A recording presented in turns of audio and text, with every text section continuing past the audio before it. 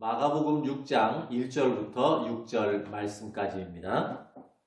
예수께서 거기를 떠나사 고향으로 가시니 제자들도 따르니라.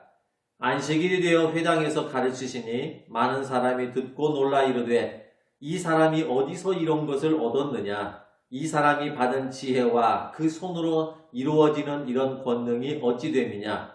이 사람이 마리아의 아들 목수가 아니냐? 야고보와 요셉과 유다와 시몬의 형제가 아니냐? 그 누이들이 우리와 함께 여기 있지 아니하냐 하고 예수를 배척한지라. 예수께서 그들에게 이르시되 선지자가 자기 고향과 자기 친척과 자기 집 외에는 존경을 받지 못함이 없느니라 하시며 거기서는 아무 권능도 행하실 수 없어 다만 소수의 병자에게 안수하여 고치실 뿐이었고 그들이 믿지 않음을 이상히 여기셨더라. 아멘. 인터넷에 어느 유부남 직장인이 쓴 글이라고 하는 재미있는 내용이 있어서 소개합니다. 20 간 넘은 새내기 아가씨가 입사를 했다. 조직의 선배로서 처음 하는 일, 허둥지둥 갈피 못 잡는 그 친구가 안쓰러워 안 보이게 많이 챙겨줬다. 내가 남에게 뭔가 도움이 된다는 게 참 행복한 일인 것 같다. 외국 출장 중에 예쁘게 생긴 초콜릿이 보이길래 하나를 사다 그 친구에게 주었다. 물론 다른 친구들 다 보는 앞에서 말이다. 그런데 그 친구로부터 메시지 하나가 왔다. 이런 거 사줄 거면 사모님 사드리라고. 부담스럽다고. 아, 웬 분류 시츄에이션? 내가 마누라한테 겨우 초콜릿 하나 사줬으려고? 아, 친절도 베풀 곳이 있고 베풀 필요가 없는 곳이 있구나 라고 하는 사실을 깨달았다. 그 다음부터 그 친구가 엎어지든 자빠지든 신경을 쓰지 않고 지냈다. 순수한 내 친절이 부담스럽다니 어쩔 수가 없지 않은가? 그랬더니 다시 메시지가 왔다. 의식적으로 피하지 말란다. 그냥 평소처럼 자연스럽게 대해달란다. 어서 마음을 잡으란다.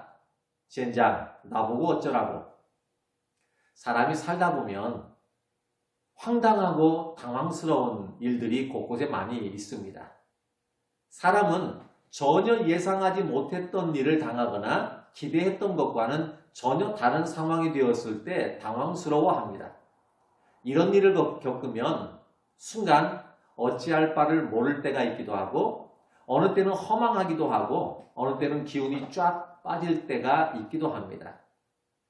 헛웃음이 나올 때도 있고 내가 이런 모습 보려고 그동안 지냈나? 라고 하는 그 흔한 자괴감이 들기도 합니다. 어이없는 경우도 있기도 하고 어느 때는 내가 인생 헛살았구나 라고 하는 이런 생각이 들 때도 있습니다. 그동안 예수님께서 말씀을 전하시면서 강력한 기적의 모습을 행하시기도 하셨습니다. 풍랑과 바람을 잔잔하게도 하셨고 귀신이 들려서 아무도 제어를 하지 못해서 두려워하는 사람들 앞에서 귀신을 쫓아내기도 하셨습니다. 12년 동안을 계속해서 하혈하는 사람의 병도 고쳐주기도 하셨고 심지어는 질병으로 인해서 죽은 회당장 야이로의 딸을 다시 살려내는 엄청나고 놀라운 기적을 베푸기도 하셨습니다. 물론 이 모든 기적들은 믿음을 근거로 해서 일어난 기적들입니다. 그리고 제자들과 함께 고향에 내려가시게 됩니다. 아마 예수님의 생각에 고향 사람들도 이 믿음에 근거한 기적을 많이 경험했으면 하는 이런 바람이 있지 않았는가라고 생각해 봅니다. 때마침 안식일이 되어서 예수님이 회당에서 말씀을 전하실 수 있는 기회가 주어지게 됩니다.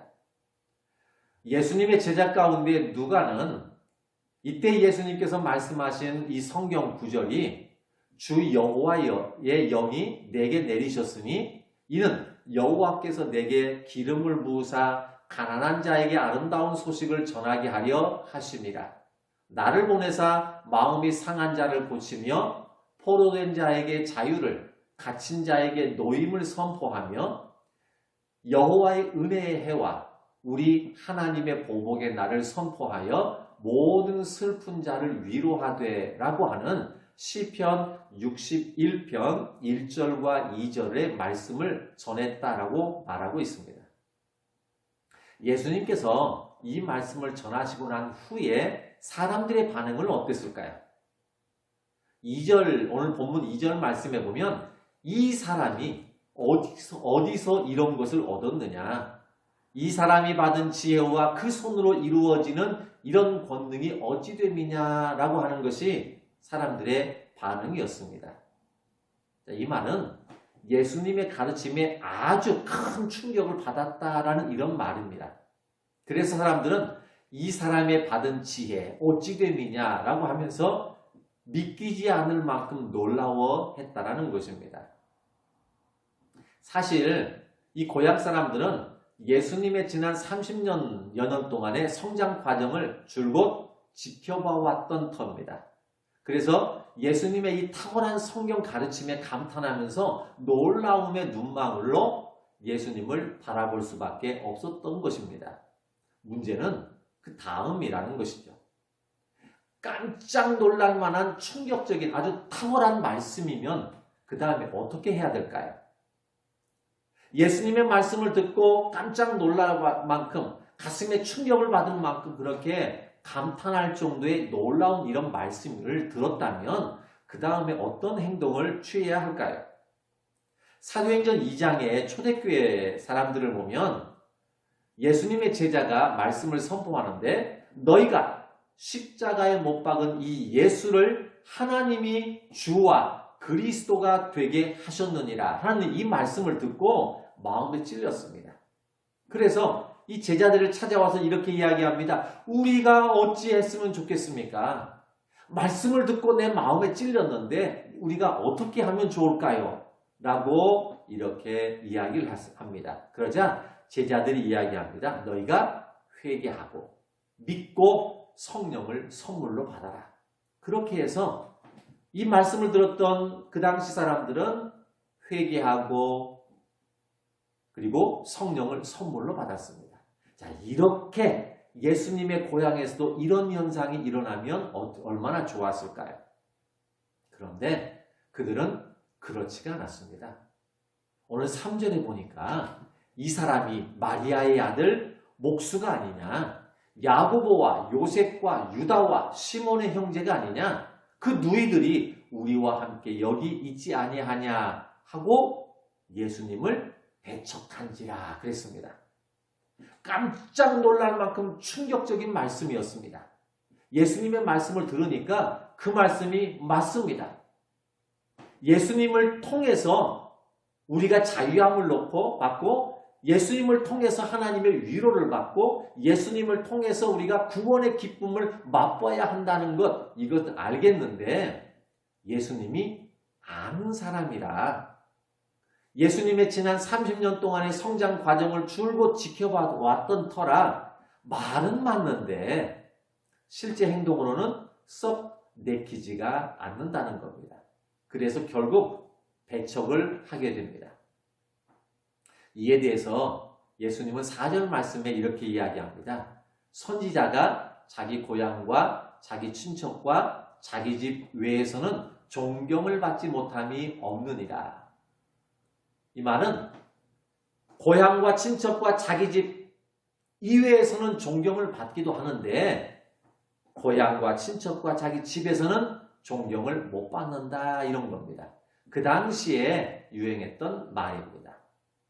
그런데 이 말씀을 하시고 난 다음에 그 다음에 보면 거기서는 아무런 권능도 능력도 기적도 행하지 않으셨다라는 것입니다.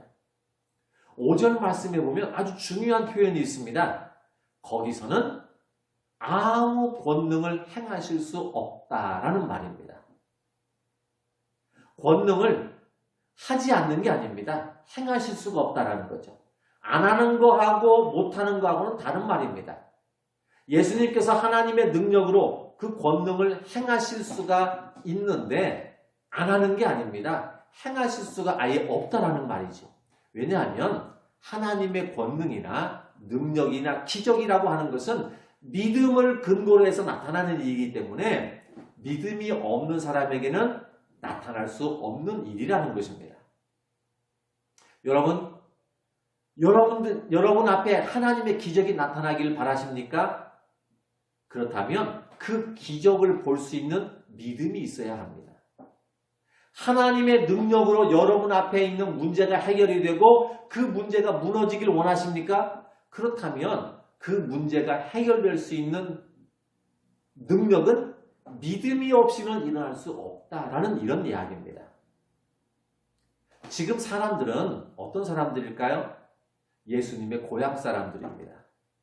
고향 사람들이라고 하는 말은 나를 믿어줘야 될 사람, 나와 가장 가까이에 있는 사람, 나에게 가장 힘이 되어줘야 될 사람, 내 속을 터놓고 이야기하고 나를 이해해 줄 수 있는 사람이라는 것이 바로 고향 사람입니다. 이게 바로 지금으로 이야기하면 가족, 친척이라는 말입니다.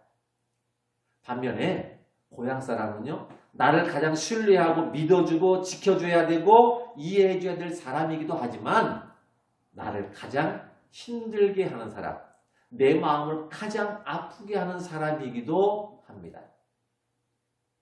부부가 되었든 형제가 되었든 부모와 자녀 간이 되었든 나에게 가장 큰 힘이 되어주는 사람은 바로 가족입니다. 나를 끝까지 믿어줄 수 있는 사람, 동시에 경우에 따라서는 나를 가장 힘들게 하고 나를 가장 아프게 할 수 있는 사람도 바로 가족이 되는 겁니다. 아무리 밖에서 힘들고 어렵고 그래도 모든 사람이 믿어주지 않아도 내 가족만큼은 나를 믿어주고 내 가족만큼은 나를 신뢰하고 끝까지 나와 함께 있다면 용기를 내고 힘을 얻을 수 있습니다. 그런데 반면에 내 가족이 나를 믿어주지 않고 내 가족이 나를 인정하지 않고 내 가족이 나와 함께하지 않는다. 그러면 힘을 잃어버릴 수밖에 없습니다. 지난주에 라디오에서 어느 권사님이 간증을 하는 내용을 들었습니다. 현직 교사입니다. 학교에서 아이들을 가르치고 아이들에게 신앙적으로 바르게 지도하려고 무던히도 애를 씁니다. 그런데 이 권사님에게는 두 자녀들이 있습니다. 그런데 이 두 자녀들이 그렇게 엄마의 마음을 아프게 합니다. 엄마의 간절한 소망은 다른 데 있지 않습니다. 공부 열심히 하고 잘하고 이런 데 있지 않습니다. 그냥 딱 하나, 소원이 뭐냐? 아이들이 신앙 안에서 하나님과 함께 하나님의 돌보심을 받으면서 살아가기를 바라는 것, 이거 하나밖에 없습니다. 그런데 아이들은 엄마의 이 소망과는 정반대로 하나님을 믿으려고 하지 않습니다. 불신앙 속에 살면서 반항하고 말을 듣질 않고 뭔가 이야기하려고 하면 잔소리라고 하고 자기밖에 모르고 삽니다. 두 자녀들이 엄마의 가장 큰 힘이 되어줄 줄 알았는데 엄마를 가장 힘들게 하는 아이들이 되고 있습니다. 그래서 학교에서 아이들을 가르치는데 아이들이 선생님 말을 잘 듣질 않죠. 그때마다 그래, 내 자식도 내 말을 듣지 않는데 너희들이 내 말을 들어주는 게 그게 이상하지. 내 자식 하나도 바르게 키우지 못하는데 내가 남의 자식 바르게 키우려고 한다는 것 자체가 이상한 일이지. 이런 생각이 들면서 매사에 의욕을 잃어버리고 주눅이 들고 마음의 상처가 갈수록 커진다 그랬습니다. 목사로서 충분히 공감이 가는 이야기라고 생각이 들었습니다. 내 식구 한 사람도 하나님을 못 믿게 하는데 다른 성도들에게 하나님 믿으라고 하고 하나님 말씀대로 살으라고 하고 이렇게 한다는 것, 그게 이상한 일입니다. 그러니 매사에 의욕을 잃어버리고 상처가 되고 마음에 아픔이 있는 거예요. 예수님께서 고향에서 배척을 당하셨습니다. 그게 상처가 됩니다. 그래서 예수님은 6절에서 그들이 믿지 않음에 대해서 이상하다고 이렇게 표현을 합니다. 여기서 이상하게 여겼다라고 하는 이 표현은 이럴 줄 전혀 예측을 못했다는 말, 당황했다, 어안이 벙벙하다, 깜짝 놀랐다 이런 뜻입니다. 근데 이 말이 마태복음 8장에 가서 보면 로마의 백부장이라고 하는 사람이 나옵니다. 이름 없는 로마의 백부장이 나오는데 이 백부장에게는 하인이 여럿이 있는데 이 하인 중에서 한 사람이 중풍병으로 아주 심한 중풍병으로 고통 가운데 죽어가고 있습니다. 그래서 이 하인을 위해서 백부장이 예수님을 찾아오게 됩니다. 예수님, 내가 데리고 있는 하인들 중에 하나가 심한 중풍병으로 지금 고통 가운데 죽어가고 있습니다. 그러니까 예수님께서 그래요? 그러면 내가 가서 고쳐주겠습니다. 이렇게 이야기합니다. 그러자 이 백부장이 또 이렇게 대답을 합니다. 예수님, 그럴 것까지는 없습니다. 나도 다른 사람 밑에서 있어봤고 또 내 밑에는 지금 취하 100명의 군사들이 있습니다. 군인이라고 하는 것은 명령에 의해서 움직여져서 명령 한마디만 하면 그대로 됩니다. 그러니 예수님의 말씀도 똑같을 거라고 생각이 듭니다. 굳이 오시지 않으셔도 말씀으로만 명령만 하시면 그대로 되어질 줄로 믿습니다. 이렇게 이야기를 하게 됩니다. 이 말을 들은 예수님께서 마태복음 8장 10절 말씀에 보면 놀랍게 여기시고 이스라엘 중에 아무에게도 이만한 믿음을 보지 못했다라고 이렇게 말씀하시면서 믿음대로 고쳐주시는 장면이 나옵니다. 이때 보면 놀랍게 여기시면서 이만한 믿음을 보지 못했다라고 이야기하는데 여기서 말하는 놀랍게 여기셨다라고 하는 말이 바로 오늘 마가복음에 있는 이상히 여겼다라고 하는 말하고는 같은 뜻입니다. 그러니까 로마의 백부장을 향해서는 감탄하시면서 놀라시고 오늘 고향에서는 당황하시면서 놀라셨다 이런 뜻이에요. 로마 사람들도 이방인도 믿는 일을 고향 사람들이 믿지 않는 것에 대해서 예수님은 당황해 하셨습니다. 다른 사람도 알아듣는 얘기를 우리 집 식구들만 알아듣지 못하는 것 당황해 하셨습니다. 이방 사람들도 믿고 기적을 경험하는데 하나님의 그 능력을 경험하는데 가장 가까이에서 있는 이 가족이 고향 사람이 믿지 않으니 기적을 행할 수가 없어서 당황하셨다라는 것입니다. 여러분, 가장 가까운 사람이 듣지 않으면 그게 더 우리 마음에 상처가 더 큰 범위입니다. 가장 가까운 사람이 믿지 않으면 그것이 가장 나를 힘들게 하고 나를 당황하게 하는 것입니다. 고향 사람, 가까운 사람, 가족, 식구들이 예상치 못한 행동을 하고 불신앙에 있으면 그것이 내게 상처가 되고 내 마음을 아프게 하는 것입니다. 고향 사람이라고 하는 것은 이방 사람들보다 몇 배, 몇십 배의 힘이 있습니다. 믿어주면 그것이 엄청난 힘이 되는 것이고 용기고 자신감이 되지만 믿어주지 않으면 나를 가장 나약하고 초라하게 만드는 것이 바로 가족입니다. 그래서 예수님은 고향에서 아무런 권능도 행하실 수가 없었고 그런데 그 다음 표현에 보면 다만 소수의 병자에게 안수하여 고치실 뿐이었다라고 이렇게 이야기합니다. 그나마 소수의 사람이라도 있었으니 다행이지 그들 때문에 힘이 되기도 했겠지만 다른 다수의 믿지 않는 고향 사람들 때문에 예수님은 무척이나 당황해 하셨습니다. 여러분들은 고향 사람인 가족들에게 힘이 되고 용기를 주고 신뢰하게 하는 사람이십니까? 아니면 가족들의 마음을 아프게 하고 상처를 주고 의욕을 떨어뜨리고 힘들게 하는 이런 사람입니까? 오늘은 우리가 예수님의 그 마음을 한번 헤아려 보고 그리고 우리의 가족들을 한번 돌아보는 시간이 됐으면 좋겠습니다. 코로나로 인해서 다들 힘들고 어려운 처지입니다. 모두가 힘들고 이런 어려울 때 우리가 서로 힘을 합치고 용기를 내고 서로 격려하고 해줄 수 있는 사람이 누굴까요? 바로 우리의 식구들, 가족들입니다. 고향 사람입니다. 끝까지 믿어주고 끝까지 신뢰해주고 함께 격려하고 그럴 때 엄청난 힘이 나는 거예요.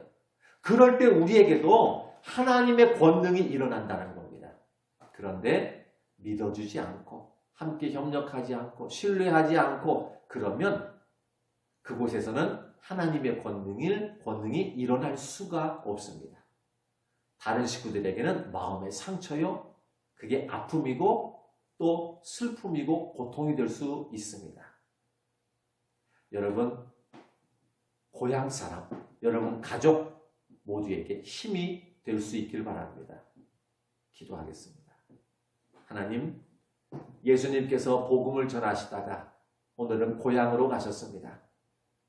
다른 곳에서 많은 사람들이 이 말씀을 믿고 거기에 하나님의 권능, 능력이 일어나서 기적이 일어나고 그래서 놀라운 역사가 일어나는 걸 보고 우리 고향 사람들도 이런 역사, 이런 기적을 체험했으면 좋겠다라고 생각을 하고 고향으로 갔는데 그런데 말씀은 맞는 것 같지만 자존심 때문에 말씀은 그런 것 같지만 내가 알고 있는 사람이기 때문에 그래서 믿질 않아서 배척함으로 인해서 그래서 예수님은 고향에서 오히려 상처를 받았습니다. 고향 사람들을 통해서 힘을 얻고 용기를 얻고 서로 놀라운 하나님의 그 기적과 같은 일들이 일어나길 바랬는데 그런데 오히려 예수님은 상처를 받고 위축이 되고 또 마음 아픈 이런 마음을 안고 돌아올 수밖에 없었습니다. 하나님, 우리에게 힘이 되는 건 우리의 가족입니다. 우리의 식구들입니다. 식구들에게, 가족들에게 힘이 되고 용기가 될 수 있도록 우리가 서로 믿고 신뢰할 수 있게 해주시고 끝까지 참아주고 견뎌주고 기다려줄 수 있게 해주시옵소서. 혹이라도 가족들 때문에 나 때문에 아픔이 되지 않게 해주시고 상처가 되지 않게 하시고 당황해해서 그래서 깜짝 놀라는 이런 모습보다는 오히려 감탄하면서 힘을 얻을 수 있는 우리의 모든 식구들이 되게 해 주시옵소서. 예수님의 이름으로 기도드렸습니다. 아멘.